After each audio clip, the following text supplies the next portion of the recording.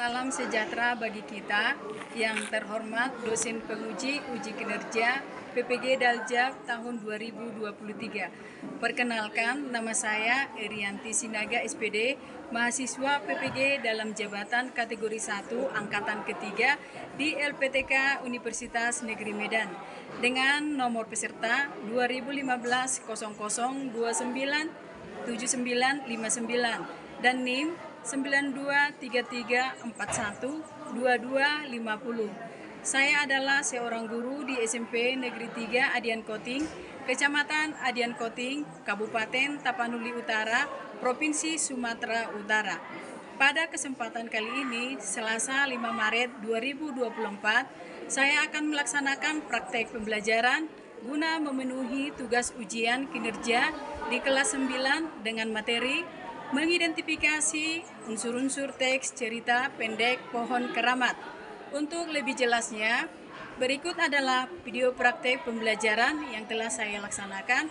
Mohon masukan dan saran agar kedepannya kegiatan pembelajaran yang saya laksanakan bisa menjadi lebih baik lagi. Terima kasih atas perhatiannya. Selamat pagi anak didikku sekalian.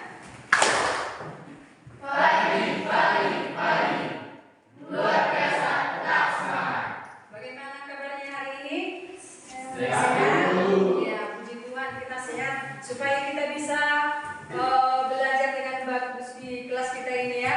Iya, seperti biasa ketika kita ingin mengawali pembelajaran kita, ada baiknya kita berdoa dulu supaya Tuhan memberkati kita. Ayo, siapa yang memimpin doa kita?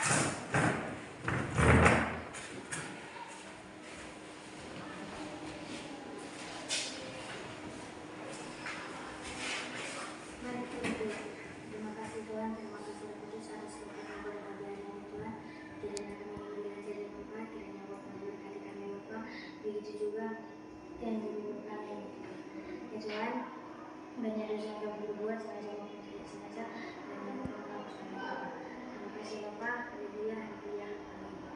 Amin. Ya, coba dulu periksa kiri kanan bagaimana, apa sudah bersih, ada sampah di sekeliling kamu? Aman? Iya aman. Mana ketuanya? Bagaimana kehadiran kita hari ini? Hadir semua? Hadir, gak ada yang absen ya? Ya, terima kasih untuk kita semuanya. Seperti biasa, sebelum kita memulai pembelajaran kita selalu membuatkan ada perjanjian di pembelajaran kita. Bagaimana untuk hari ini? Apa yang pertama? Apa perjanjiannya? Dari CPPN saling menghargai. Yang kedua, coba. Jangan ribut ketika guru menerangkan. Yang ketiga, Dilarang keluar kelas ketika pembelajaran berlangsung. dilarang keluar kelas ketika pembelajaran berlangsung. Yang keempat,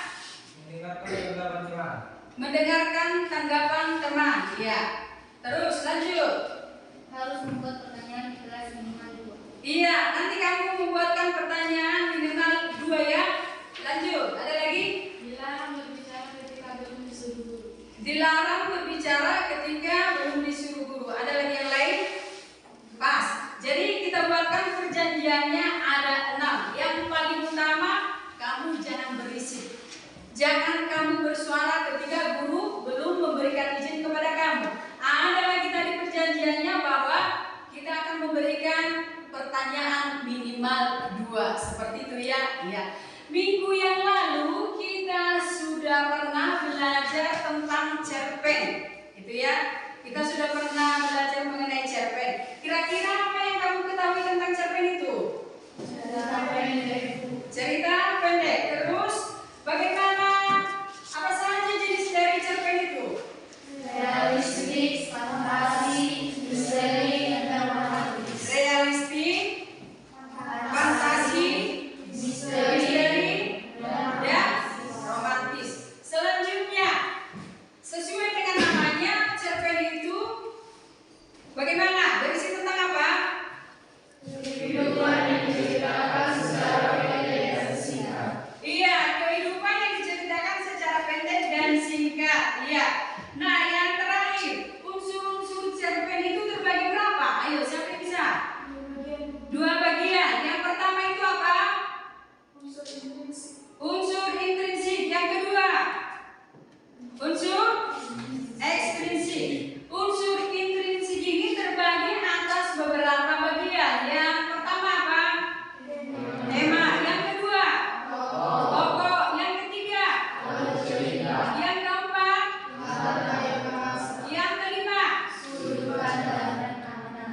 sudut pandang, dan amanat. Kira-kira yang masuk di ekstrinsi itu apa? Coba. Latar belakang sosial si penulis, sudut pandang penulis. Latar belakang sosial si penulis. Terus ada sudut pandang si penulis, dan yang terakhir biografi dari si penulis. Ternyata kalian masih ingat. Tepuk tangan untuk kalian semua. Ya. Tadi ibu sudah bertanya ke kalian. Sekarang ada 3 pertanyaan dari kamu.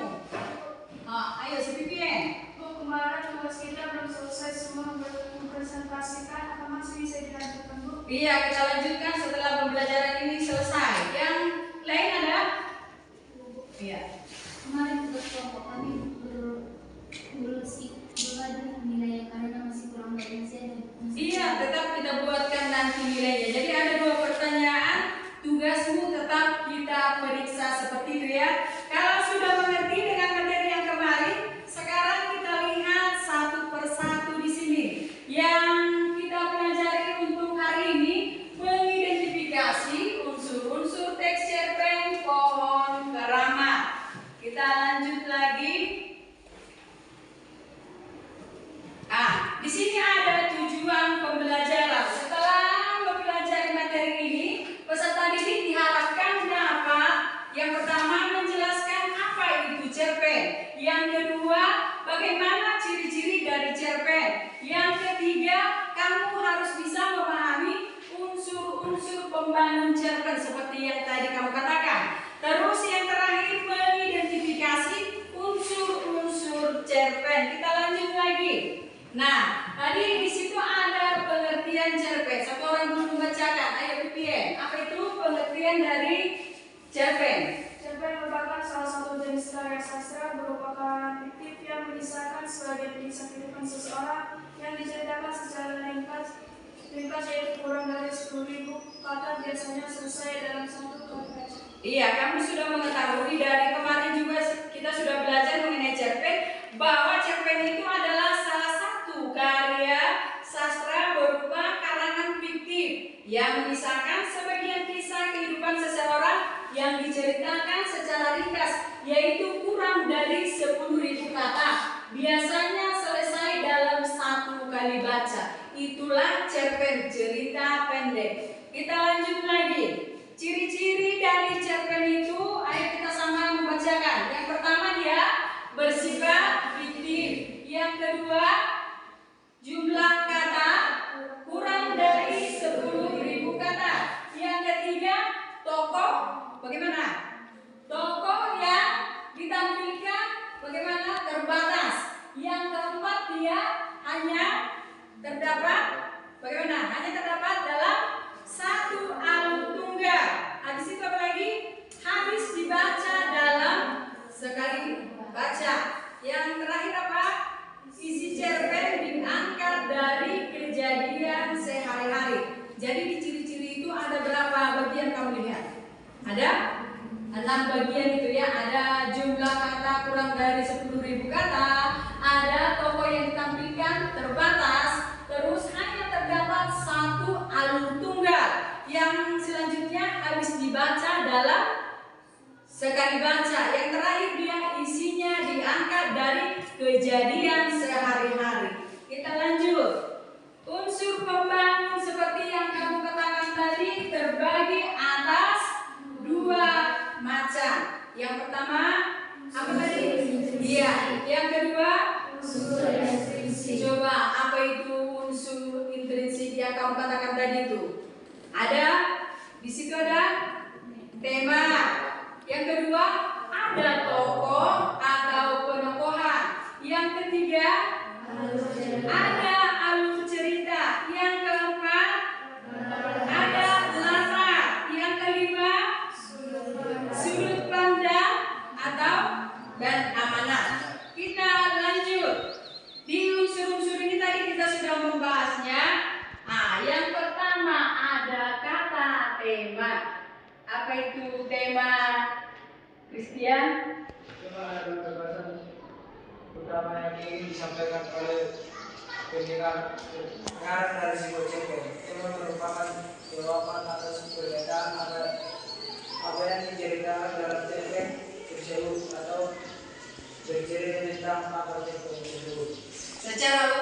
tema itu adalah gagasan utama. Kita sering mempelajari tentang tema seperti itu ya. Jadi bisa kamu katakan bahwa tema itu adalah gagasan utama yang ingin disampaikan oleh pengarang dari sebuah cerpen. Jadi kita melihatnya itu biasanya di cerpen dan cerita-cerita lain tentang tema. Yang kedua, ada tokoh dan penokohan. Tokoh itu adalah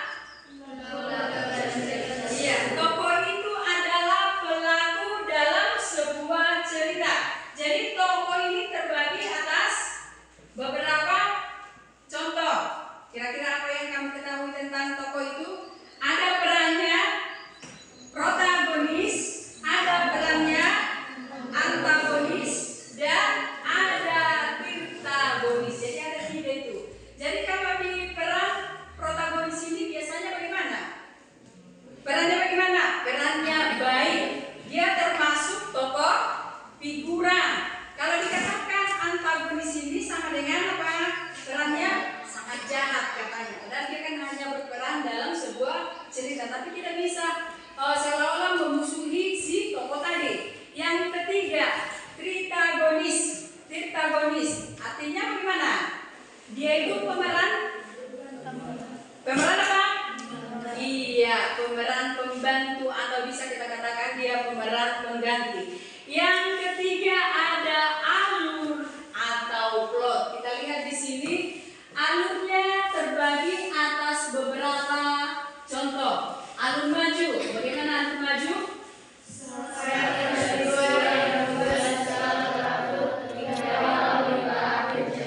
Iya, kalau alur maju itu adalah serangkaian peristiwa yang dimulai dari awal sampai akhir. Itu biasa kita pelajari ketika di cerpen dan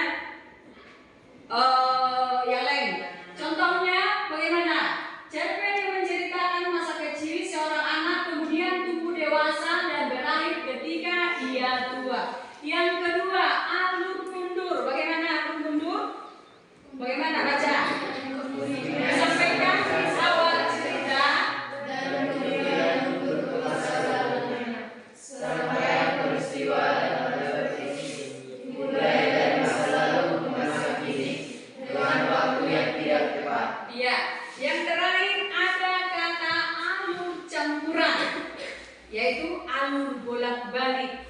Dikatakan di sana seperti sungai yang dimulai dari titik paling tinggi, kemudian menceritakan masa lalu dan berlanjut sampai selesai. Bisa saja dia ketika tua dia mengingat masa lalu dan dibuatkan lagi ketika dia remaja. Itulah alur bolak-balik seperti itu. Yang selanjutnya kita lihat latar.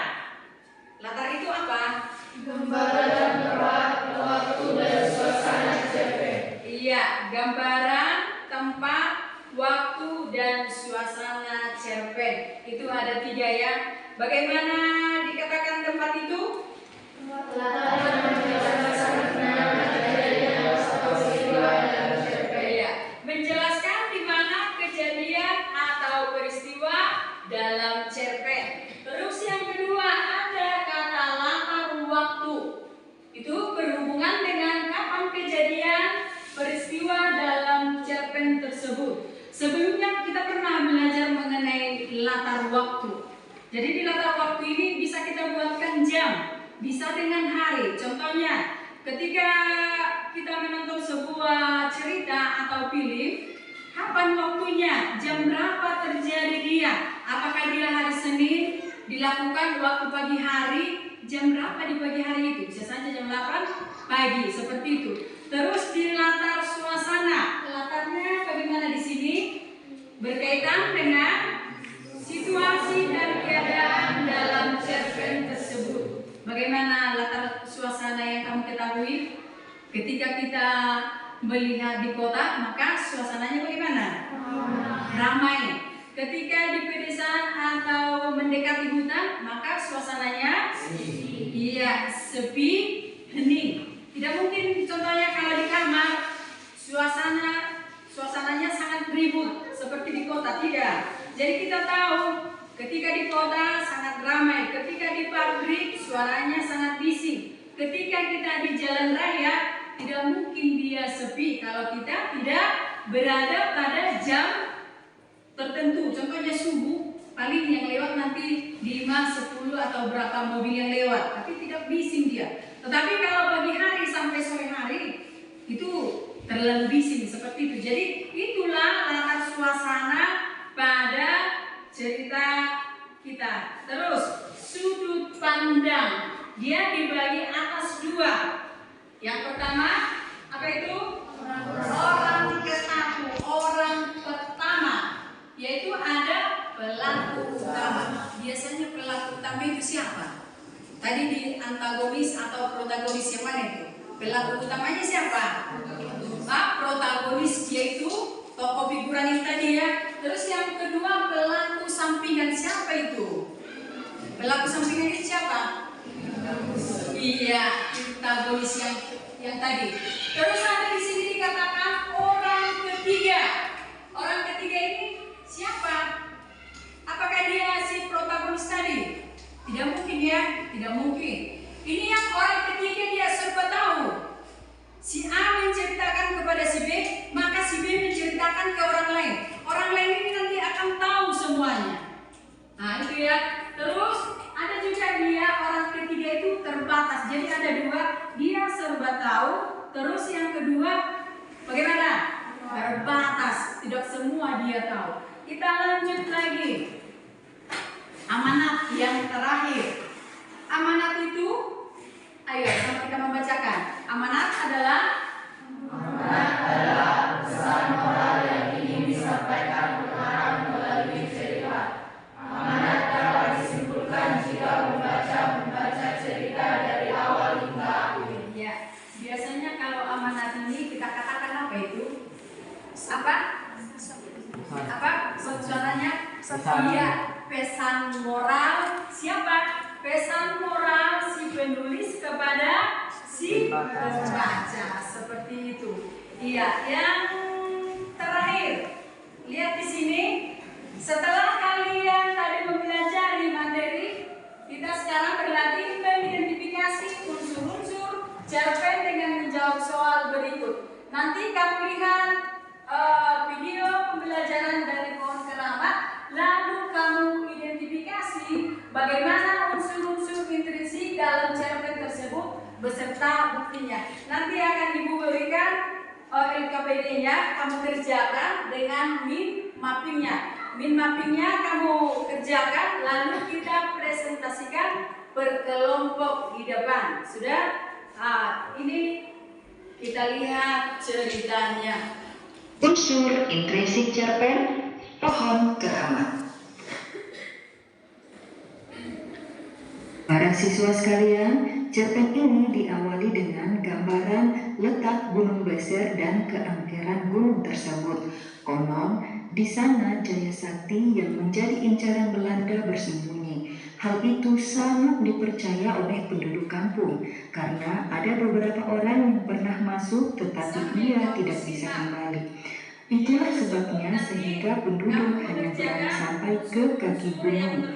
Namun berbeda dengan tokoh saya pada cerpen tersebut, ia justru mengagumi keindahan Gunung Beser, menyukai dan menikmati udara dingin dan air dari gunung tersebut. Setiap subuh kakeknya akan membangunkan dan mengajak pergi ke masjid kecil di pinggir sawah. Ia sering melamun melihat Jaya Sakti sholat di atas daun pisang. Di sisi lain, Gunung Beser merupakan sumber air yang melimpah bagi penduduk, utamanya para petani. Bila musim panen tiba, para petani yang punya sawah luas akan mengadakan syukuran dan mengundang para tetangga. Bagi anak-anak, sawah merupakan tempat yang paling banyak memberi kenangan. Anak-anak belajar mengaji.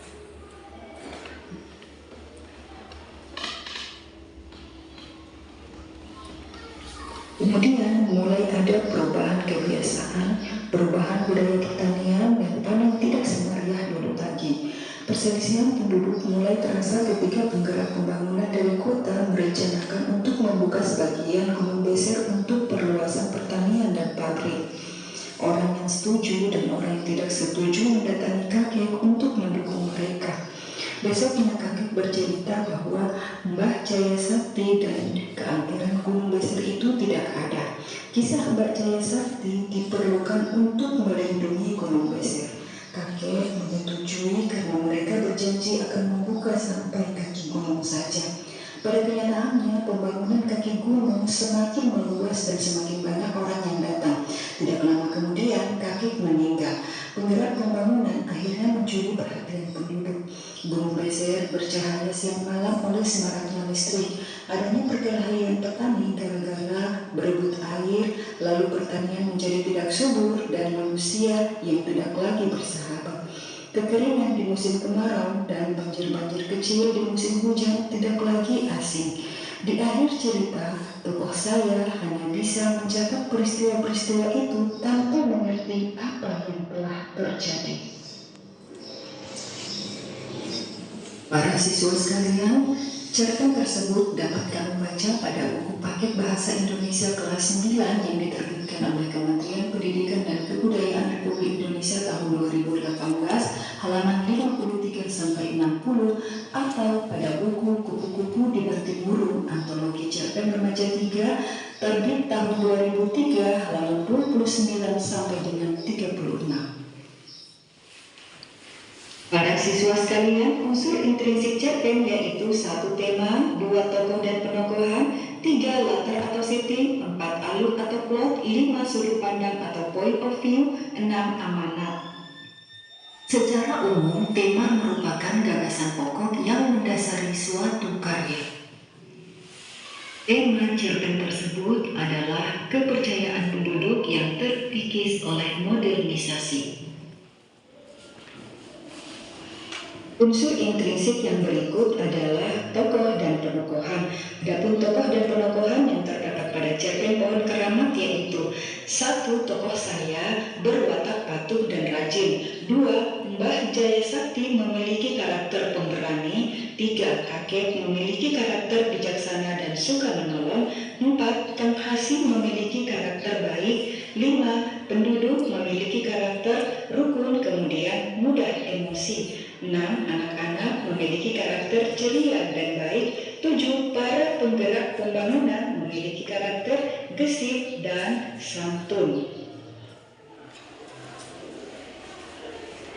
Unsur intrinsik yang selanjutnya adalah latar atau setting. Adapun latar yang terdapat pada cerpen tersebut yaitu latar tempat di Gunung Beser, kampung, masjid, rumah kakek, sawah, kolam, pasar, rumah Pak Mantri, jalan besar, kaki gunung. Kemudian latar waktu saat pendudukan Belanda, malam hari, setiap subuh, pagi hari, sore, dan saat panen. Adapun latar suasana yaitu menyenangkan, menegangkan, dan mengkhawatirkan. Alur atau plot pada cerpen tersebut yaitu alur mundur dan alur maju. Alur mundur dapat dilihat pada paragraf pertama sampai dengan paragraf kelima, menceritakan tentang peristiwa yang terjadi pada masa lalu tentang Gunung Beser. Alur maju dimulai pada paragraf 6 dan seterusnya sampai selesai.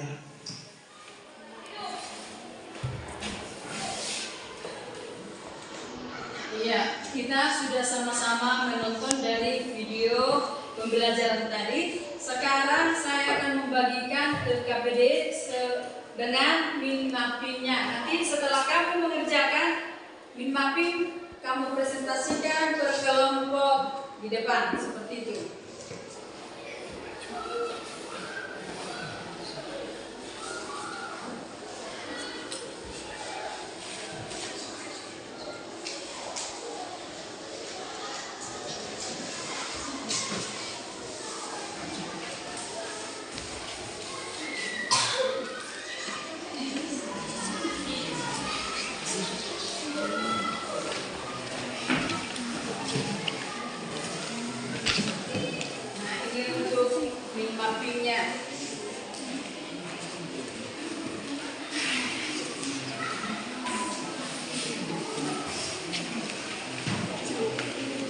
Jadi nanti ada penilaiannya. Ketika temanmu tidak mengerjakan, maka nilai temanmu tidak ada.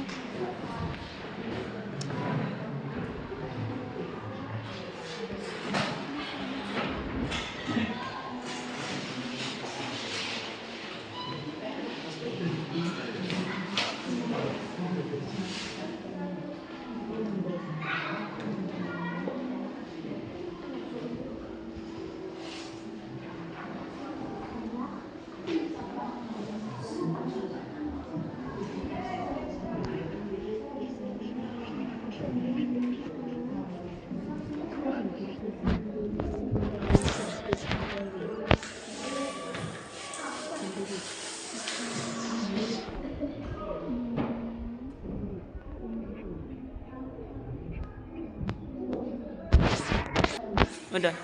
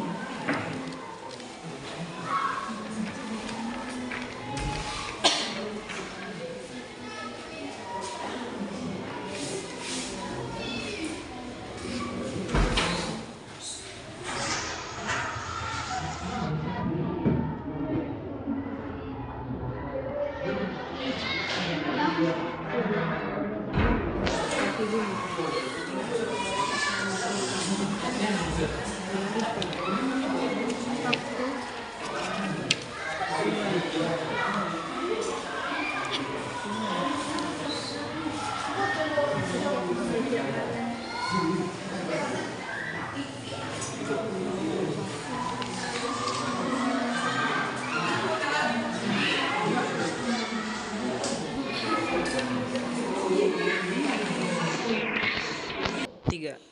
Iya, bagaimana sudah bisa kita mempresentasikannya? Kelompok mana yang sudah bisa? Iya, kelompok satu maju. Ayo ke sini. 4 orang ini ya.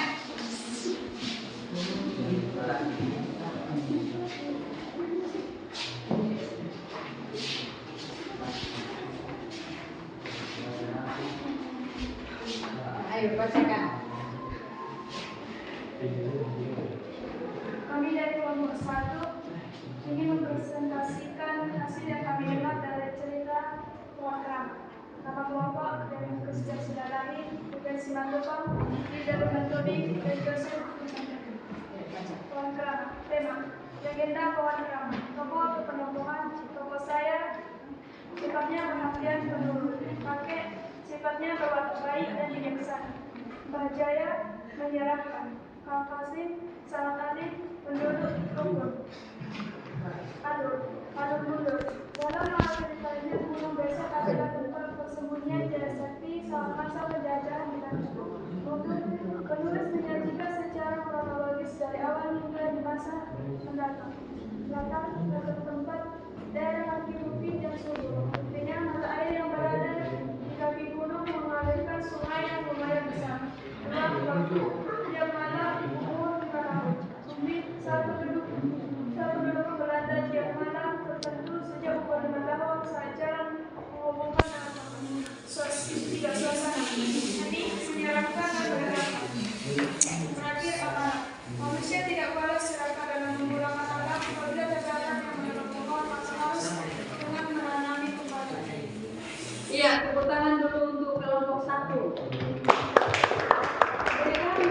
dibuatkan di unsur-unsur intrinsik pohon keramat ada 5.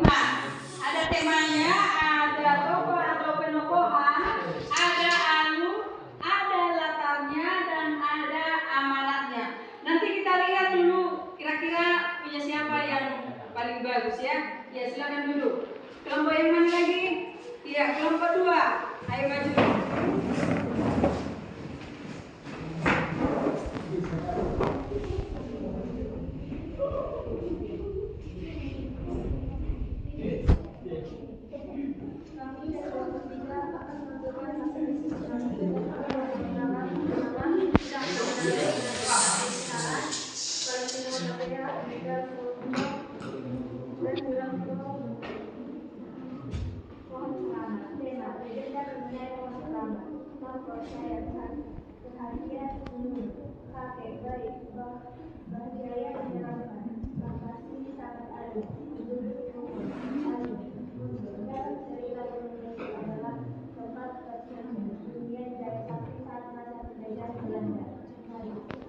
Penulis menyajikan sejarah kronologis dari awal hingga masa mendatang.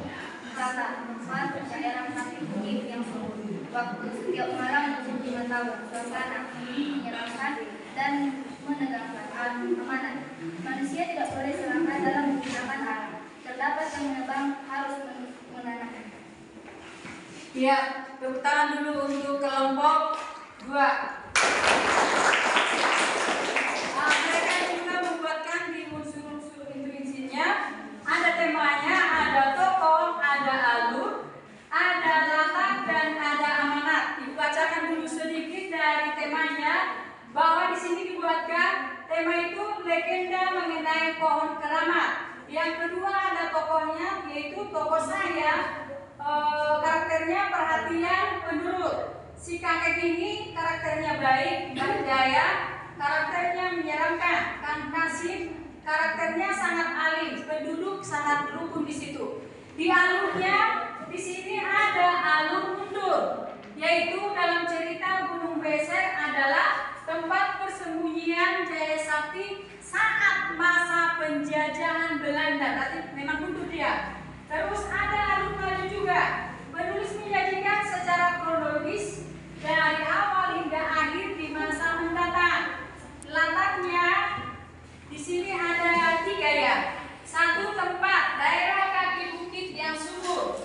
Yang kedua latar waktu setiap malam umur 5 tahun.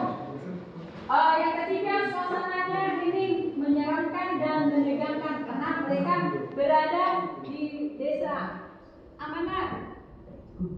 Amanat sama dengan apa itu? Pesan. Pesan yang disampaikan oleh si penulis kepada si pembaca bahwa manusia tidak boleh serakah dalam menggunakan alam. Terdapat dengan apa ini? Terdapat yang menebang harus menanamnya. Ya, silakan dulu. Lanjut satu lagi siapa? Kelompok terakhir. Ayo.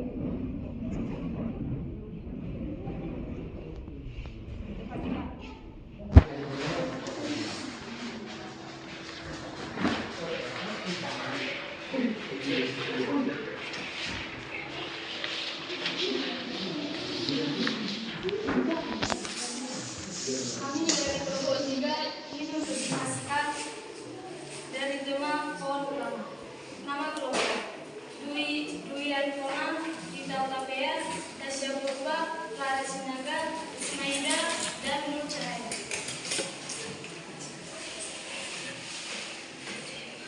Tema legenda mengenai pohon keramat. Tokoh saya karakter tokoh penuh perhatian. Kakek berwatak baik dan bijaksana.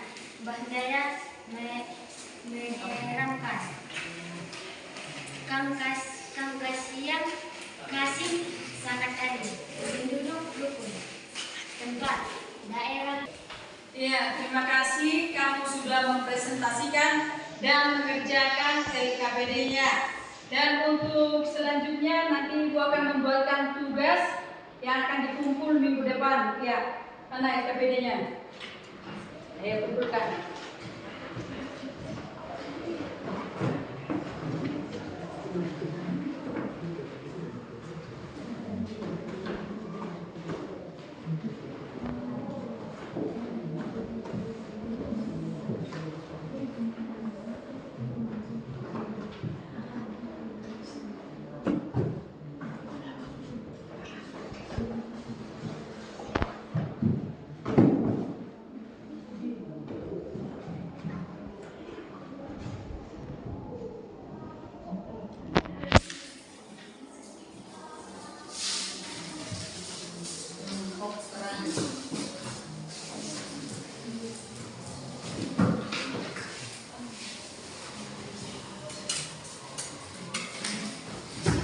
Iya, terima kasih untuk kita semua. Kira-kira pesan yang kalian dapat setelah mengikuti pembelajaran hari ini apa kira-kira? Apa yang kamu dapat? Membantu kami untuk mengenal ciri-ciri atau tanda khas yang bisa ditemukan dalam teks. Iya, membantu kamu untuk mengenal lebih jauh lagi bagaimana ciri-ciri atau tanda khas yang ditemukan dalam cerpen tadi. Ada lagi? Iya. Kami semakin mantap mengerjakan mimpinya. Iya, semakin mantap mengerjakan mimpinya. Tepuk tangan dulu untuk si Kristia. Ada lagi? Ada? Ya. Iya, tidak malas lagi untuk belajar dan tidak mengantuk lagi. Mudah-mudahan untuk hari depannya semakin mantap seperti itu ya. Ya, untuk mengakhiri pembelajaran kita di pagi hari ini, ada baiknya kita berdoa sebelum kita akhiri karena tadi juga diawali dengan doa, maka sekarang kita akhiri juga dengan doa. Ayo, siapa yang bisa? Vivian.